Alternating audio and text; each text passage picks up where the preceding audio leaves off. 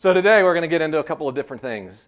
This is the title, so lead with questions. We're going to talk about a bunch of things, but what I want you to take away, because I'm not going to specifically tie it together for this, I want you to understand the questions that you ask, I think are better than the answers that you get. I think the answers are interesting, they get you focused, but I actually think the questions are the most powerful thing, and we're going to unpack that a little bit. And we're all data-driven people. I mean, we are. I know most of you in the jobs that you have, we like our data, but I'm going to talk a little bit about data beyond the numbers. All right, because I think the data, we can do our multilinear regression, we can do our ANOVA test, maybe. We can do those things, and we can Pareto ourselves to death, and those are good things. But I think the data that you might need is actually beyond the numbers, and we're going to unpack some of that today. All right, so our agenda today is actually going to be something more like this. We're going to talk about heroes, pirates, pyramids, monkeys, and moments. All right, does that work? And if you go into your next meeting and you throw this agenda down, there will be questions, right? But this is what we're going to do. We're going to try to travel through this, and we're going to try to do it either in an hour or less, and then see what kind of questions you have. And as I go through this, if you have questions, make sure you write them down, because I'm going to cover content. And if there's something early here I'm covering that you have a question on, write it down. I'm going to keep this at a high enough level that it's translatable. All of our companies are pretty different. But one of the great things is we're learning from each other. So hopefully the things that we cover is translatable. And I'll give you some of the Huntington way we translate that as well.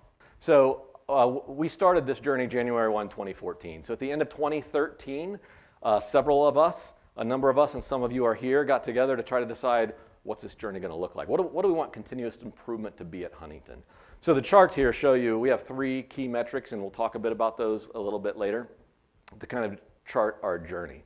I'm going to tell you a little bit about each one of these, and then we're going to talk about what we learned along the way, all right? So one of our first metrics is cultural adoption.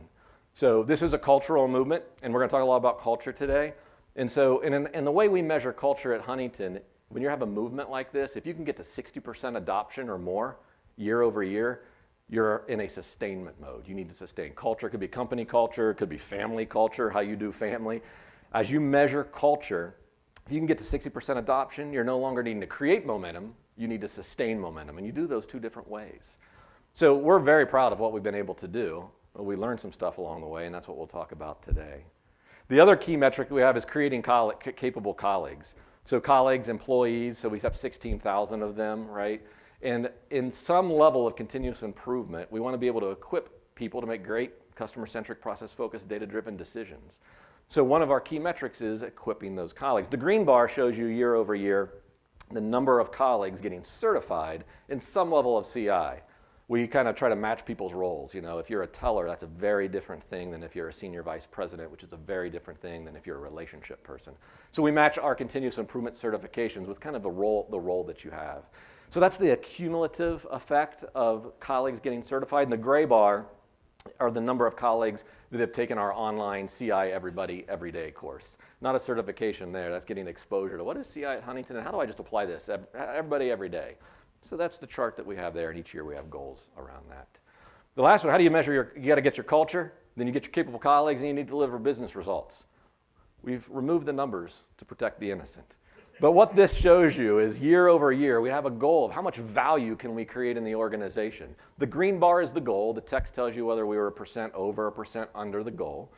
And that's measured in millions around, it could be revenue growth, expense reduction, or cost loss avoidance. And each year, trying to deliver value, leveraging the culture and the capability to deliver business results. The orange bar is the number of projects that we provide oversight to in the organization. Since we did remove the numbers, just to give you a sense, and we can talk about this on one-on-one, we can talk on numbers that way.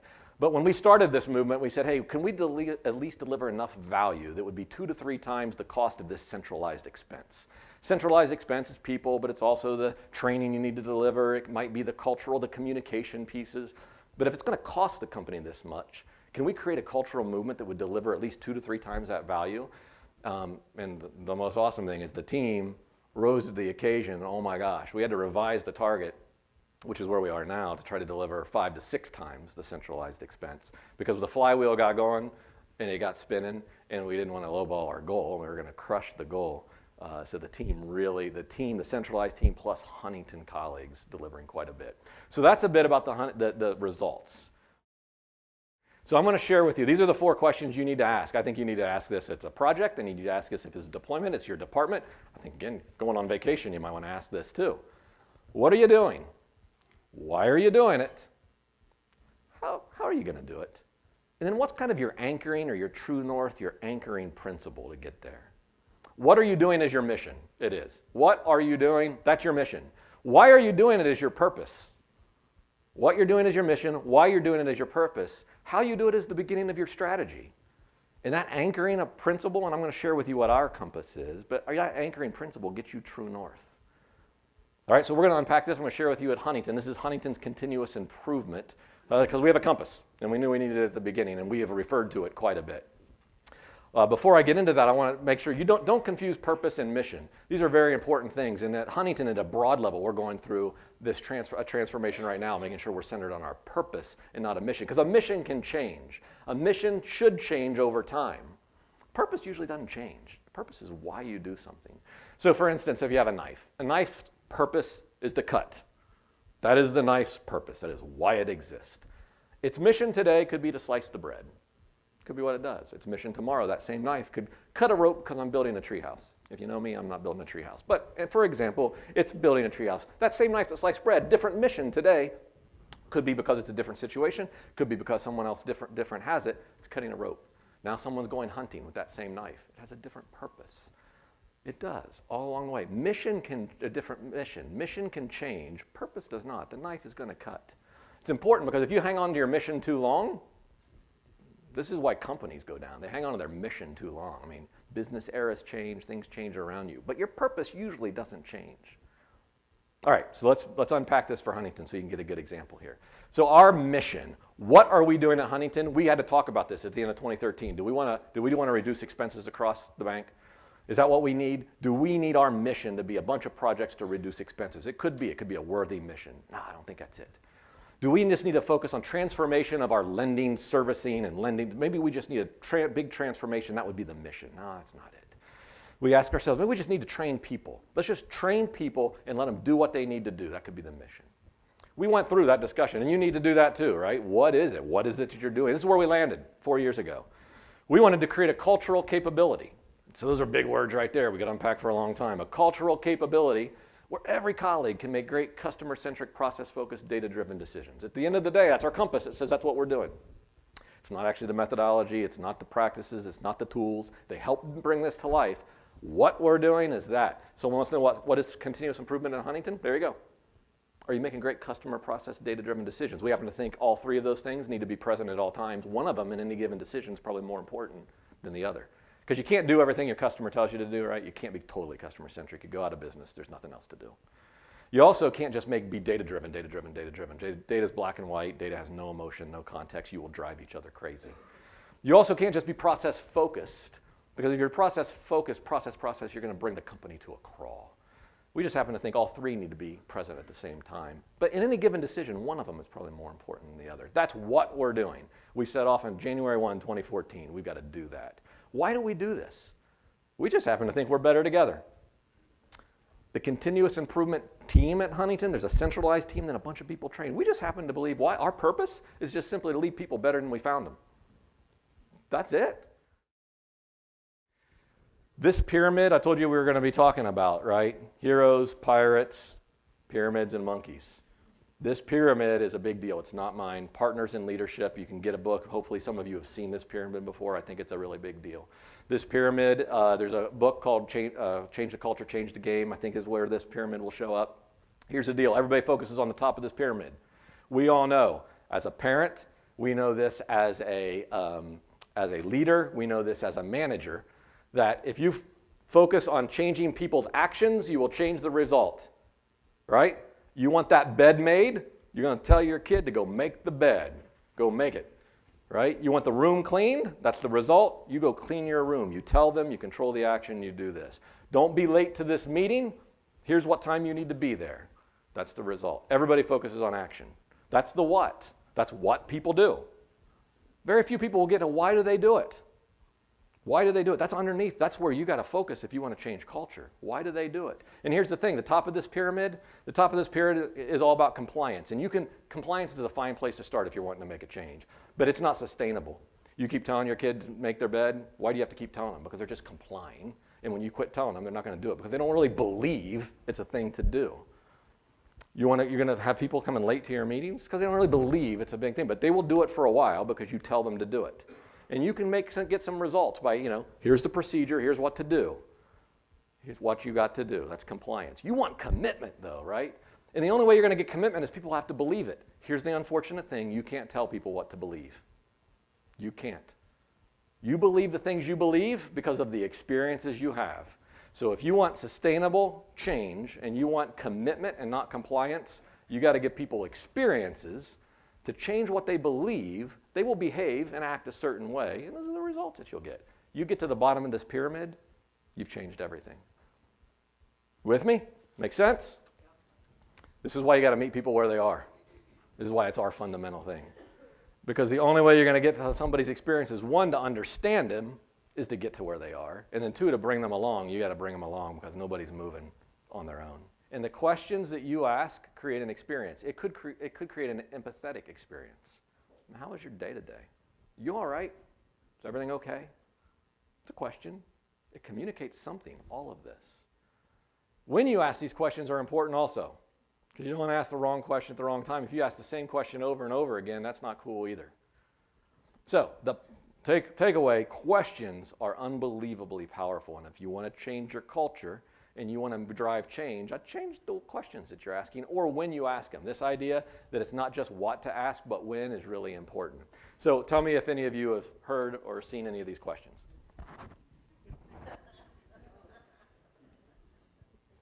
Yeah, laughter, right? Because some of you may have asked each other right now. You're sitting with your boss and you're like, right? Right?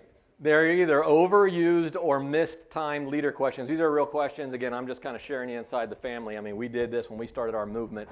We had to figure out what questions are our leaders asking because we're, again, trying to understand the experiences people were having. And these were the questions, either overused or mistimed. So if all I ask are the white questions, and I ask them all the time, what's the behavior I'm driving?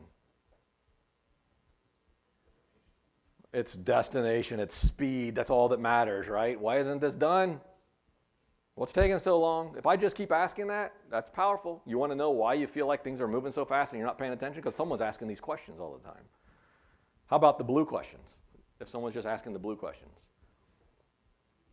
It's all about this person. It's probably not a technology problem. It's probably not it's probably not an environment. It's got to be Johnny or Susie, right? That's what. How about the the orangish yellow, whatever you can see them questions? Right? It's all about the numbers. It's all about the numbers. You've got to be careful about these questions.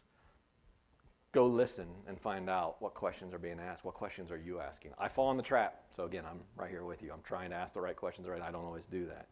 But we at Huntington, to bring it to real life, when we started our movement, we knew there were some behaviors. Remember the triangle? Actions, there were some behaviors that we thought, man, if I could get 16,000 colleagues, at the time it was 12, but if I could get 16,000 colleagues just doing one or two of these behaviors, game changing. Rethink and relook with a new set of eyes. How about that? Get around the table and beyond your organization. Some goodness is probably going to happen. Can you tell a data-driven story? Get beyond the surface. All right, tell me a data-driven story. Could we clarify the win? These were the behaviors, 6 of them. We just, hey, what can we do? So we started trying to figure out what questions can we get our leaders and us to ask that would drive some of this. So you get in a project team meeting, hey, and we look around, we're all the same eyes that have been looking at this. Can we get somebody from outside this process, outside the organization to look? Because we need to rethink and relook with a new set of eyes. Do we have everybody around the table? We just had a whole cheat sheet of questions to ask. We actually gave our CEO, because the CEO is going to drive a lot of behavior, a cheat sheet of questions. There were certain meetings that he would go in, and I usually sat beside him for the first year and a half with this cheat sheet of questions because he needed to ask a different question at a different time. And he did. And it helped drive some of the behavior. You're always going to fall back because your default mode, you're going to fall back. You got to do something to help people ask different questions. We wanted questions that would relate to these behaviors. Clear on the behaviors, so what questions would help drive that? But seriously, the small moments are the moments that game change.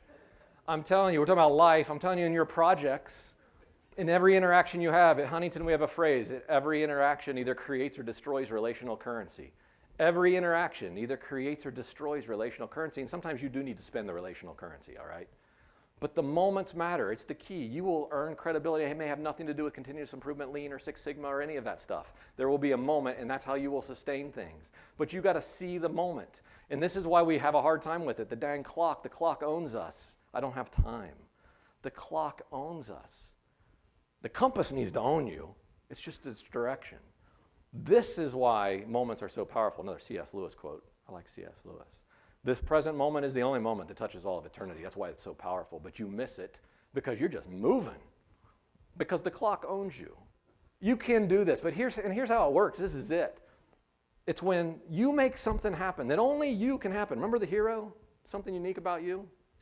But when your uniqueness intersects with someone else's circumstances in the moment of their need, man, that's game-changing right there. You can see it on their face, and you don't always know it, and you got to take the time to figure it out. But it's when your uniqueness, and again, your uniqueness sometimes is you're there. I'm sorry, but you're in the room. You're the one that can do this. Make the moment. It could be using an FMEA and helping them out. It could be that simple. It could be they need a little bit more than that. Either way, you make a moment, you got a key to cultural change, you created an experience, things are going to be better, and whatever you're doing will sustain much better.